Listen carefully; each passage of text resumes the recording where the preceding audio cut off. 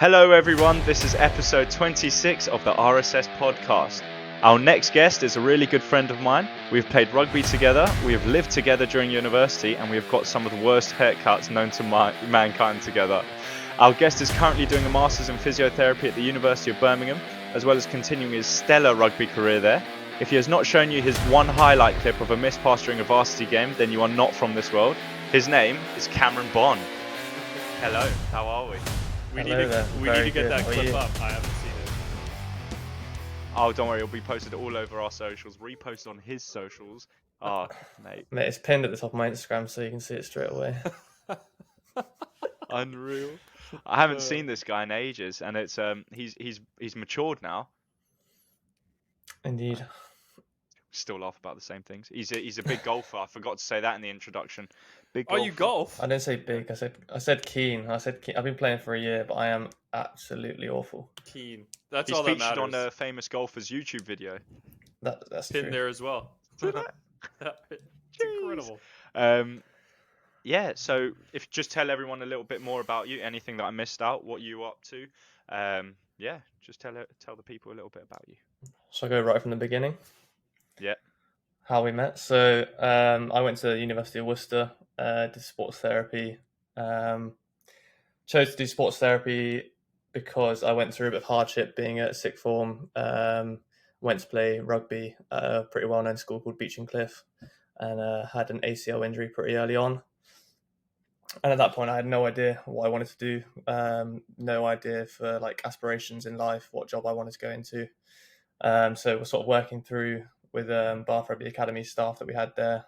Got me into the idea of sports therapy and physio as a whole. The lady that was my physio at the time, or the school's physio. She still works at Bath Rugby Academy, and since then I've been working alongside her, which is pretty cool. What is it, like 6-7 years down the line now? So that's been pretty nice. So going from sports therapy at the University of Worcester, that's where I met Matt playing rugby, as he said. Known each other for quite a long time, lived together for... Playing left bench, keeping the bench warm. Yeah, sitting on the bench, yeah. He was, yeah. We both were. We both were, yeah. No, Matt played first team before I did, I'm pretty sure, so... Not for long, just played on the wing. Yeah, and then you had to move in, but it's all right. We had fun. We had good times, good laughs. We had actually a pretty good team the first and second year, and even third year as well, even though we only played one game. And then going from uni sports therapy to graduating, working sort of a year off. I've done working as a sports massage therapist for a couple of clinics in where I'm from in Bath. And then working, as I said before, in Bath Rugby Academy as like a sessional therapist in the development player pathway program, essentially. And since then, so I did a year doing that, and now I'm at the University of Birmingham doing a master's in physiotherapy. Is that a 1 year you course? said just quickly at the start. The I masters... knew you two would interrupt each other in this. I've seen it so many times. Honestly, it's impossible not to.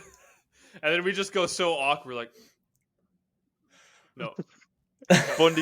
Bondy dropped me a message before this. He just put, I can't wait to listen to you guys just interrupt each other. He called it from the beginning. The first question we try and ask him, and we both do it. We knew it was coming. Yeah. It was gonna happen. Yeah, it's a 1 year. It's a 1 year course as well. The masters in physiotherapy. Oh no, so it's 2 years. So it's essentially it's for people that come from like a different background into it. So it's basically an accelerated version of the bachelor's, the undergrad. So people on my course are mainly sports scientists. So someone like people from Matt's course would come on and do physiotherapy if that's what they wanted to do. Sure. And we know people that from his year group at Worcester that have actually done that as well. So it's mainly sport and exercise science students, sports therapy students, and then you get a few like niche ones. Like there's someone on my course that did history before. There's people that have done like nutrition, speech and language therapy, occupational therapy, and yeah, it's all sort of those I can understand. A bit of a change for a lot of people. Rogue. Yeah, history is a bit of a mad one. Yeah. It was like when we spoke to Hayden for the first time. He went from mechanical engineering, didn't he? Yeah, that's Oh, true. really? Yeah. Yeah, so I mean, it's not always too late to change. And then at the start of that, you said you really didn't, you had no aspirations. Um, Now that you're on, Let's you just know go what you want. back to that Sorry, point what? in your life where you had no goals. Let's just recap that really quick. The really dark, deep, Yeah. horrible time in my life. So when you couldn't, you weren't able to stop crying really, and had no aspirations. Now that you sort of know what you want to do in life, and you've sort of got your path ahead of you, have your aspirations extended further? Are you sort of what is the next goal really? So I've got a year and a half left of my course in Birmingham here, which I'm looking forward to sort of getting out on placements in the near future and actually being put in a new scenarios. Considering all my experiences before has been mainly sort of sport based, it's all going to be hospital based from now, so that's going to be interesting. Um, Sports is always where I wanted to go. It's always a career that I wanted. So my ideal like dream job would be working in professional rugby at the highest level, whether that be sort of starting in a junior academy setup and then working my way up to sort of a senior physio in a men's team. Let's see. Um, Let's see if there are any rugby teams to in a couple years to work for. Eh? Me and Matt, I our mean, aspiration is to work in the same team. there might Yeah. not be any rugby teams by the time we get the That's experience and true. qualifications, eh? Jeez, yeah. So, but and then how does physiotherapy work? So you said you had to, you're going to have to go through sort of working at the hospital. Do you have to do that before working in sport? So Sorry, I may to have got get, that completely wrong. I could have tried to push further up into like the rugby system with sports therapy, but they ideally want a physiotherapist. It's much more high regarded as a degree and as a title. It's a protected title. So I thought that if I wanted to get to like the top, the peak, I needed physiotherapy under my belt. So it was that was the decision I made within the year that I had working off after graduating. That was my main sort of time to think, okay, what do I want to do here? Where do I want to go next? Work, get some good experience while I was at home, make a bit of money, and then push on from there. I guess, yeah, that's actually the question I was just going to ask. What did you do in that time when you didn't know what you want to do? Because I think a lot of people are in that space at some point in their life, especially after graduating. Um, yeah, did you use that? Looking back at that year, are you happy with how you used it, or do you look back and be like, actually, I wish I had done this and this, even though I didn't know what I wanted to do? Wish I had done a bit more with that time. Are you pretty happy with Yeah, how you did? I think I did use over last year pretty well. I got my first job in working as a sports massage therapist in, I want to say, September, or maybe no, it's August actually. So not long after graduating, August, and then worked that through till Christmas time, and then I got a new job in a sort of a bigger physio clinic doing the same sort of stuff. But I was able to work under and shadow the head physio there, so that was ideal for my learning and to actually get my own clients and get a bit of a clientele and working for a bit of money. I did take a lot of opportunities. Luckily, I know some people within the Bath Rugby setup from sort of my school, and I was able to get a role doing. So basically, I went back to Beach and Cliff, which is where I went to school. Worked voluntarily with the junior academy physio for. They have a thing called the ACE program. So these schools are linked to the rugby academies essentially, and they play in a league that's just academy rugby basically. So I got to work under a guy called George, who's now the senior academy physio at Bath. Um, Unbelievable guy, so much knowledge. I learned so much from working through him, and then off the back of that, doing that from sort of September to Christmas time, um, got loads of different sort of sessional pathway opportunities. Working in the DPP, more like younger age groups, so sort of under 14s up to under 18s. So yeah, I think I had a lot of opportunities presented to me, and then I didn't say no to many. Like I wanted to get in the deep end and do as much as I could and get as much under my belt as possible. Yeah, but that's such a good way to go about it. I think a lot of people can look at that year of not knowing what they want to do and be like, oh, and then just kind of not do anything. Like Matt said it before, like just take as much out of the opportunity that you have in front of you, no matter what that is. Because I'm sure Yeah, I that think that's the year best way to now be. is like the minimum thing, you have more experience now from that year, and you probably, because you were Yeah, able to work in like in within sport, now you have all those contacts as well, which is yeah, sweet. I mean, it's also just literally, all you're doing is you know what you want to do, right? If you're on this course, you know, okay, I want to be a physiotherapist or I want to be an S&C coach. Why don't you actually go down and do the job that you're going to do?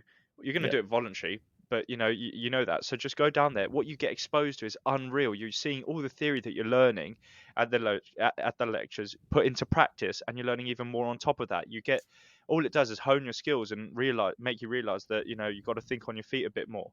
That's what I've experienced. So it's great. Just throw yourself in the deep end, really. yeah. Hmm. I agree. I think too many people, when they're in like a transition year between sort of graduating and then if they want to go into further education or if they want to get a proper job, they do sort of a half a year to a year of working a job that's completely unrelated to what they've just done in university, trying to make a bit of money, maybe go traveling if they haven't done that beforehand. But I think more people need to just get themselves out there, just get straight back in, because I think having a break from university or a break from going into a proper job will just make you lazy and not make you want to sort of push further. So I think just jumping straight back onto it and trying to elevate yourself in your career is the best way to go straight away. Hmm. Yeah, and then I guess like along your journey, speaking about that, you've taken many different steps, and you've just told us like you've reflected and realized that what you've done's actually benefited you in the long run.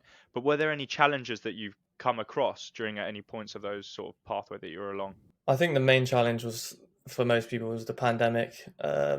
Going through what was our third year in university, which is like the biggest year for myself and Matt at the same time.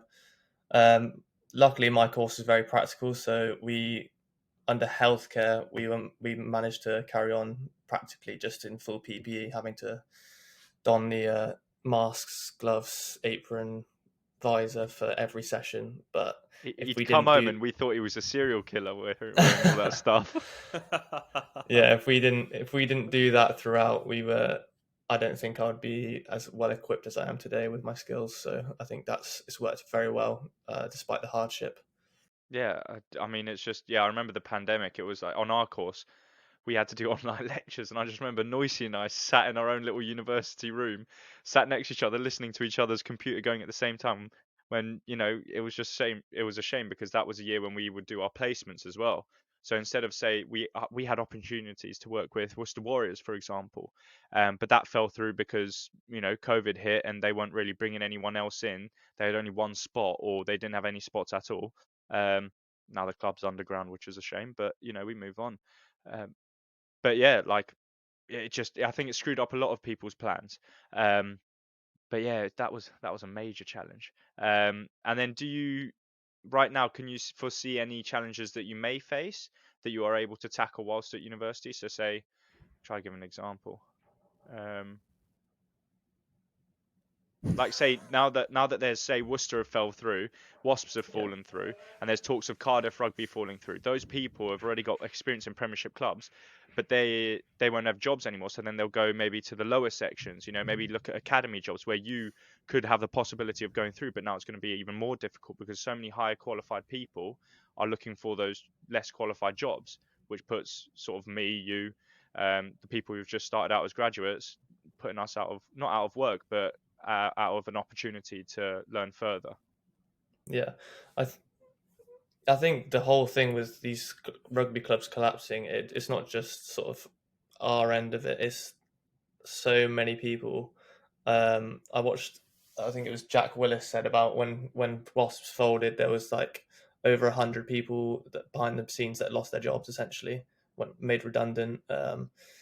So it's from the ground up really. People like myself and you, Matt. So S&C physios, all the players obviously had to vacate, but they're easily going to pick up jobs because they're professional athletes.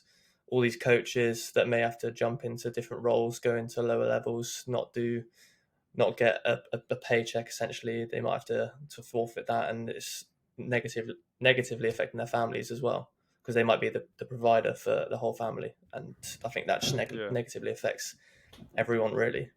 It's scary, and you wouldn't think that would be a challenge in elite sport. You know, you No. think once you get to elite sport, you're fine. You're going to be set for life. The only way is up now because you're in that sort of pathway of going from academy, senior academy, then you're going to under 18, or you're going to sort of professional elite, and then you're going international maybe if you reach that stage. You wouldn't Yeah. think that, oh crap, I could lose my job because the whole sort of system's going to fall down upon me. So yeah, I guess that is one of the biggest challenges if you're trying to go into elite sport. But It I is. think But that's yeah, where, like, Cameron, you've gained so many different experiences over the years. And I think that's huge because even if, well, on one side, if like rugby doesn't work out, you have all those experiences not in rugby. That means you could probably branch out to different sports or different areas if you needed to. And I think I was talking to a physiologist at British Athletics, and he was saying more and more nowadays they're looking for people with, they're not looking just for like a pure physiologist, but if you can go into that role as a physio and have a physiology background, but also like know biomechanics and know different things and have like a good diversified portfolio of what you can offer, like you might not be the best physiologist, but you can offer them so much more in different areas that they might take you over someone else. So even in that sense of like going for jobs, having that like diversified experience, I think is so helpful, which it sounds like you've gotten. Yeah. And then even like in your physio degree, maybe, you'll have to do rotations or practicals in hospitals, which isn't really your goal, but who knows the things either that you learn or some point in the future that's going to come back and you're going to be like, oh wow, I can do this job because I have that experience, which I didn't even want to do necessarily. Yeah, I think that's the beauty with, especially the my course. So sports therapy coming into it. Sports therapy is entirely musculoskeletal based. So that's only one aspect of physiotherapy. So coming into it, I was pretty confident on MSK, but now we've sort of started cardiorespiratory module and a neurological module, doing learning new skills, doing that and picking up loads of new knowledge, and then being able to apply that in a placement atmosphere is so beneficial. Even I know it's going to be beneficial, even though I haven't done it yet. Yeah. Being actually be able to work with real life people that have got these real life conditions that you need to help manage and get them back to health, back to where they want to be in life. I think it's so beneficial to have all these different skills in your arsenal. So and then just for the listeners, especially MSK, I know Bondy through that abbreviation loosely, musculoskeletal. That means, That's the just word helping I the I can't did people say at say. home. that. He, pneumothorax as well from episode 1, but he's sick with it now. And then the every next question, I episode he think, every that episode he finds a way to drop that in pneumothorax. Got it.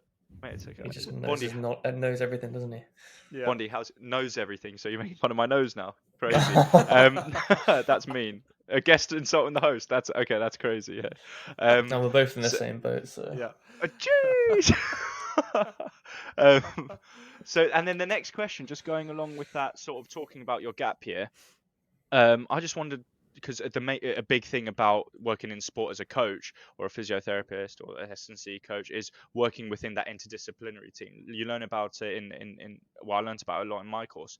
The interdisciplinary team is something everyone sort of has to know about because there's some role conflicts that me and you may disagree on. So say if someone's come in with an ACL, he's just going through his ACL rehab, I might be pushing him more than you think I should, or we yeah. may have different sort of theories that we've learned or different sort of subjects or topics that we've learned that actually clash.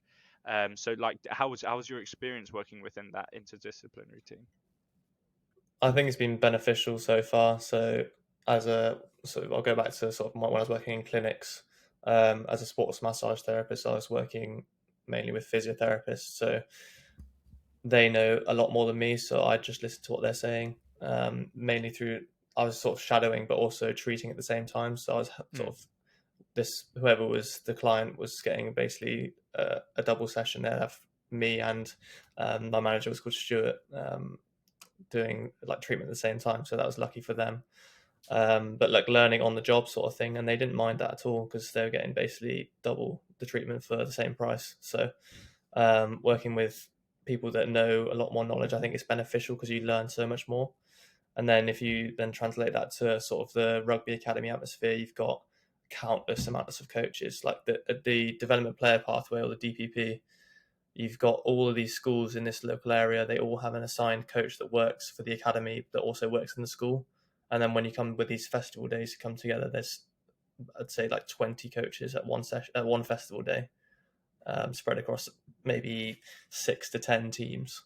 Like there's so much going on, and then there's usually only two physios or a physio and a sports therapist or a couple of sports therapists.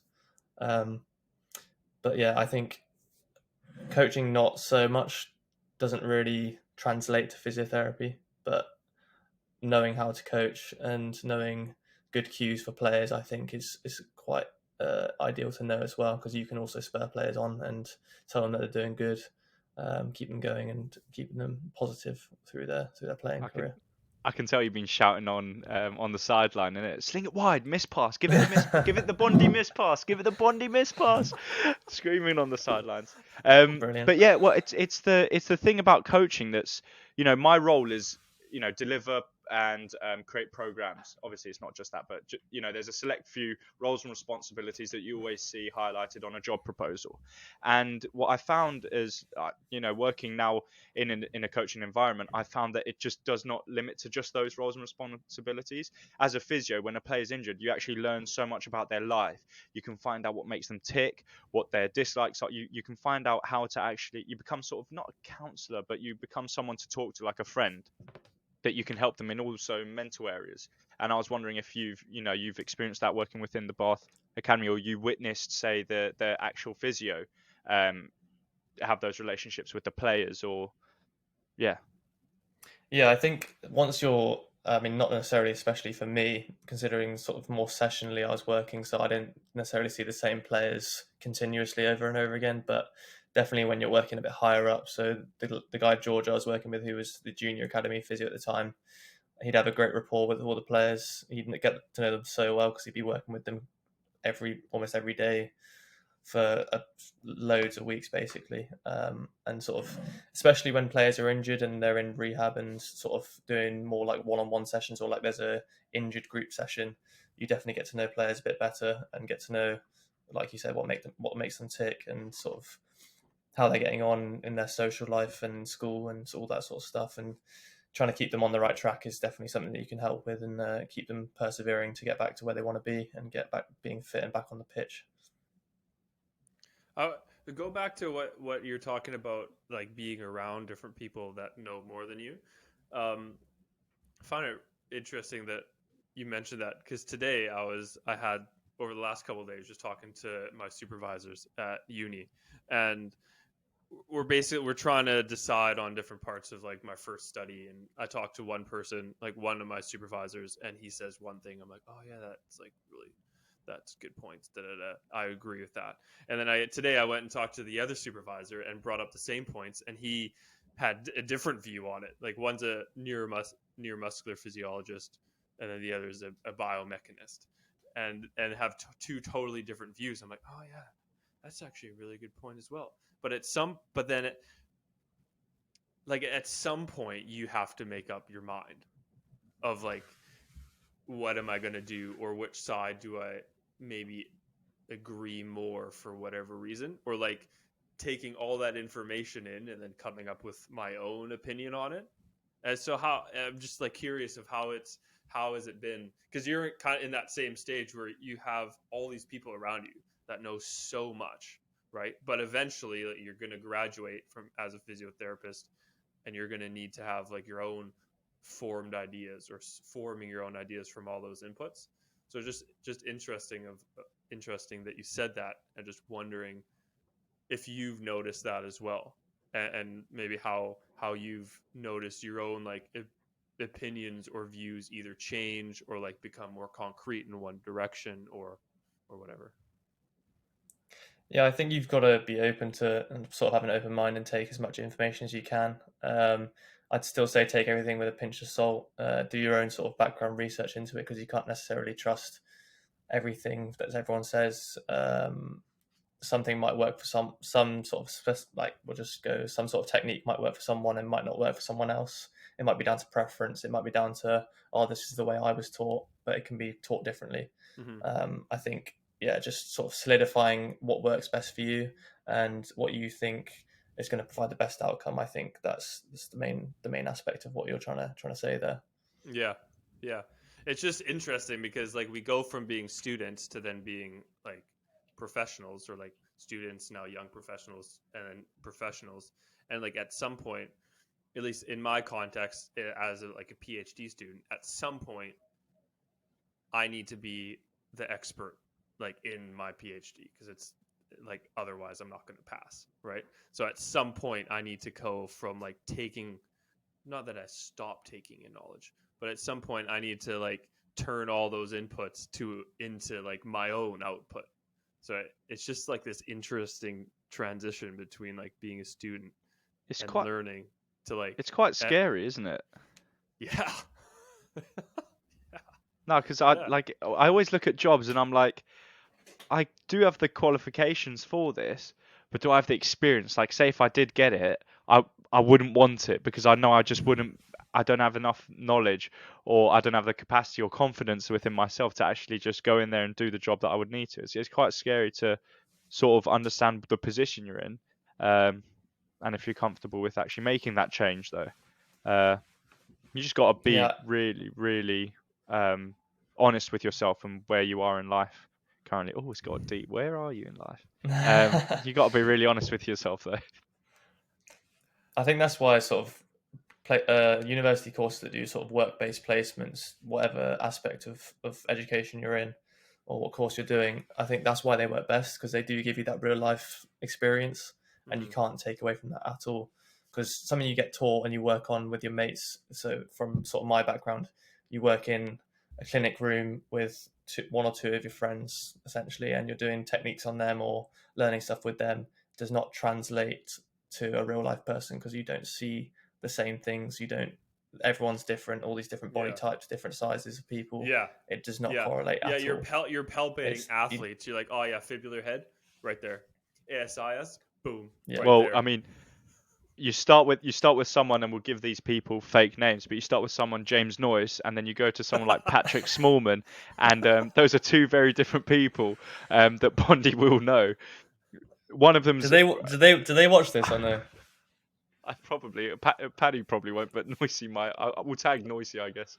Fantastic. But yeah, no, it's just yeah, You got to have experience in your field because it just broadens your horizon, like it broadens your sort of expertise and lets you know what's what in our For sure. respected fields. But I guess Gonna that's why sneeze. we go to school anyways, and eventually we might make that transition to like oh now I know this, and you didn't even realize that. I always think of like when I was doing my undergrad and I was like in labs and stuff, and the PhD students were leading it. I was like, those guys are so smart.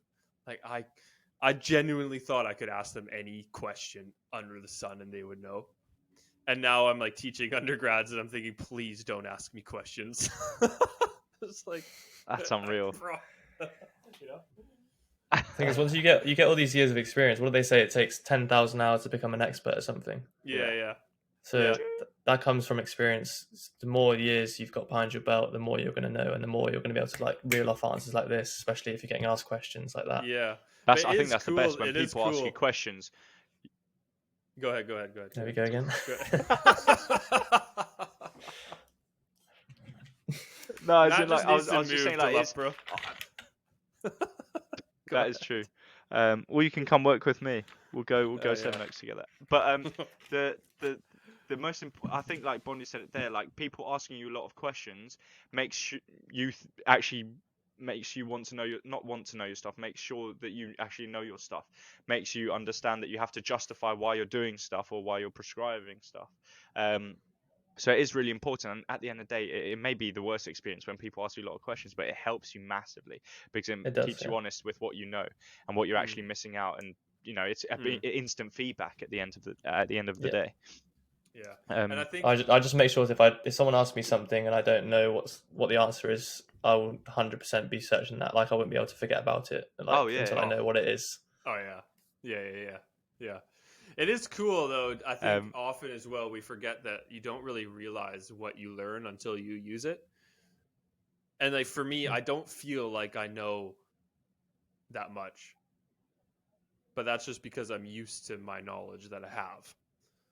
But then, but then when like an under, and I think everybody knows what I know. And but then in undergrad, like I was teaching and we were doing like force velocity profiling, and I was just like in my head, I was like, I'm not going to draw a force velocity graph. Like everyone knows what that is, right?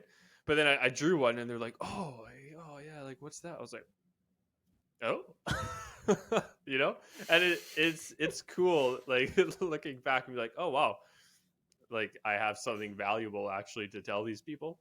Um, I think, and then realizing that you have actually learned things, and then being able to use it. I don't know, it's just kind of neat. True. I mean, yeah, yeah, you always got to take yourself out of your perspective and realize what other people are seeing around you. Um, and that's what Bondy did when he threw his miss pass. So on a little transition, right? How did you find it actually playing whilst working and learning? You know, like I always, on a serious note, it was a hell of a transition, may I say, but on a serious That note, was um, unreal. I think that people like coaches are so much better when they've played not necessarily the sport they're coaching in, but when they played a sport when they were young.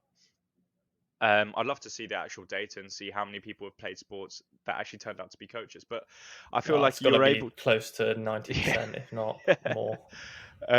But it's just interesting. Like, has playing rugby actually helped you understand injuries more? Because as you said, like you tore your ACL. I'm sure you were exposed to so much of the lingo of physiotherapy, going through the rehab, being exposed to what they prescribed you, that you actually okay, this is what I would do as well because this is what I went through. So, what do you think?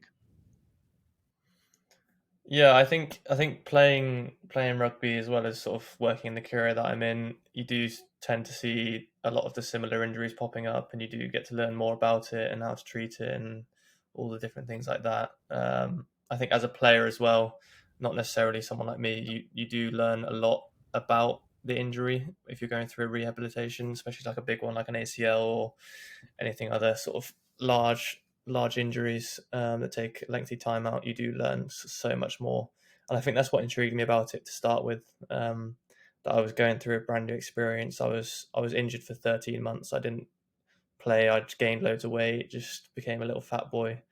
Wasn't an enjoyable time doing sort of AS levels at the same time. I was really felt really isolated in school, and I wasn't in my best frame of mind. But sort of persevering and working back to where I wanted to be. I can see Matt's not trying not to laugh. I'm fine. Working back to sport. I think sport's got such a beneficial aspect for mental health, and it's true. If like firsthand, I know that's true, and people say it. And if you haven't experienced it, it is incredibly true.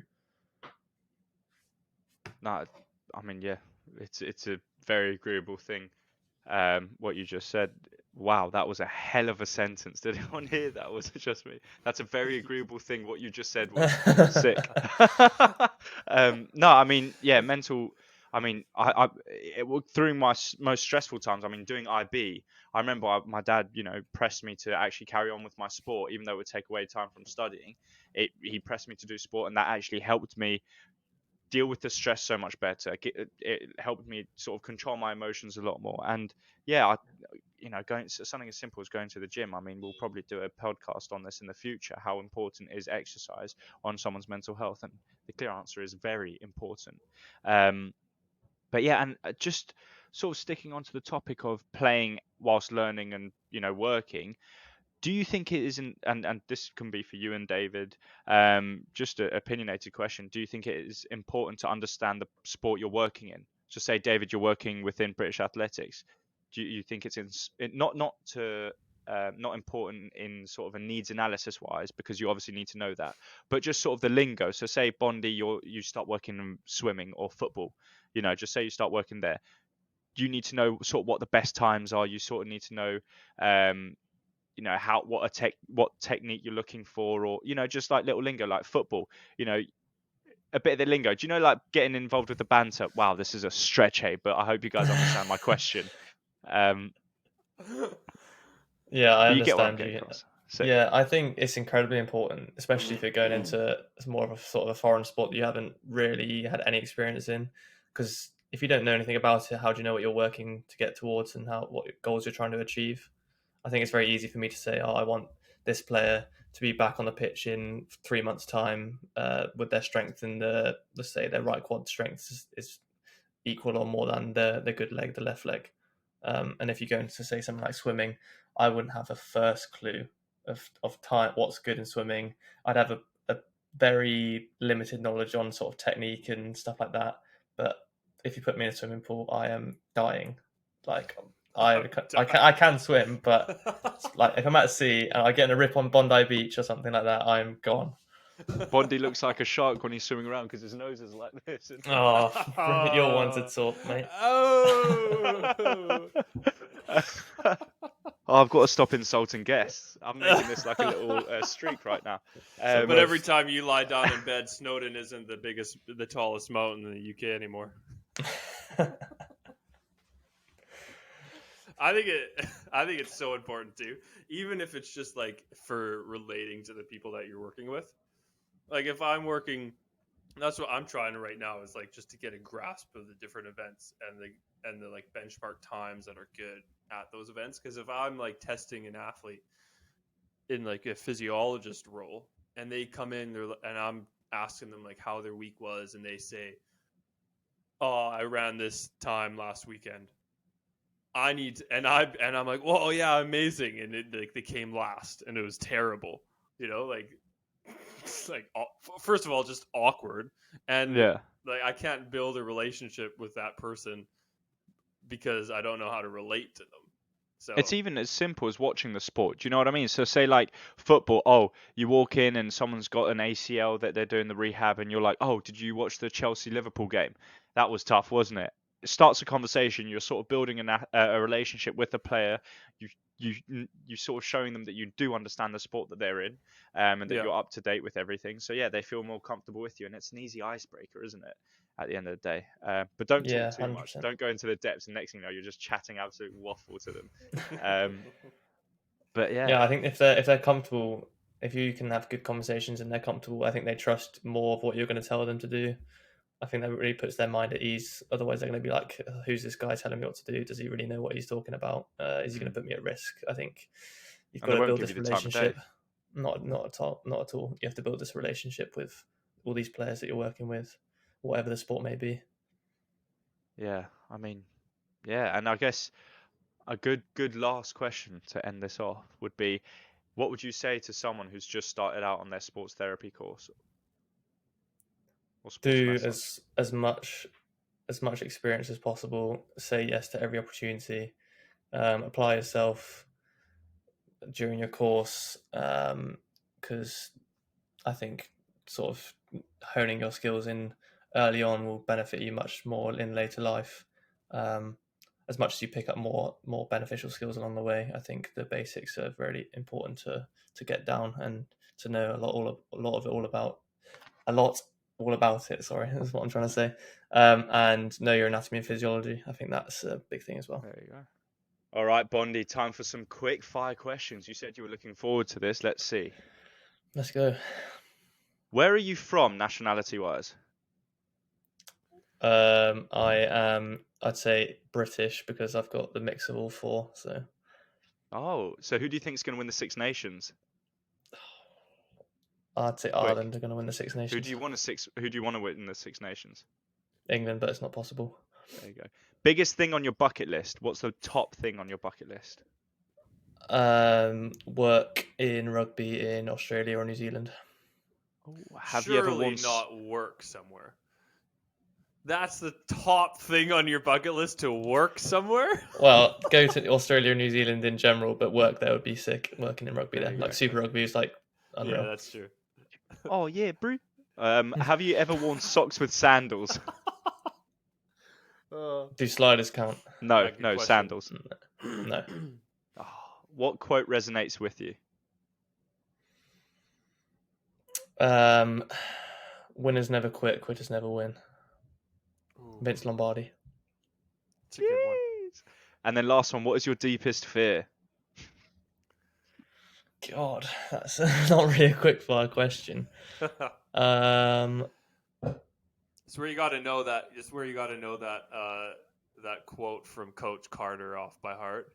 What Our quote's deepest that? fear are that we're powerful beyond all measure. One, you know, when Oh, he goes yeah. off like that. Can't use that one now though. Yeah, go on. What's your deepest fear? Deepest fear. Not working in New Zealand or Australia. I suppose Spiders or something. not being able to fulfill a job role by sort of not being able to help someone back to where they want to be. Oh, hit it back with a deep answer as well. I like it. Yeah, And that's that how was we're good. ending off quick fire questions. Let That that was sit with good. everyone. Hell of a way to finish. Thank you Yeah. so much, Bondy. Cameron Bond. Made that mistake the whole time. Thank you so much, Cameron, for coming on. We loved the conversation with you. Yeah, hope to see you again Thanks soon. for having me. Yeah, really appreciate it. Perfect. David, take us out. Oh, it's my turn. I never get to take us out. This is exciting. We are the Real Sports Science Podcast. We're out.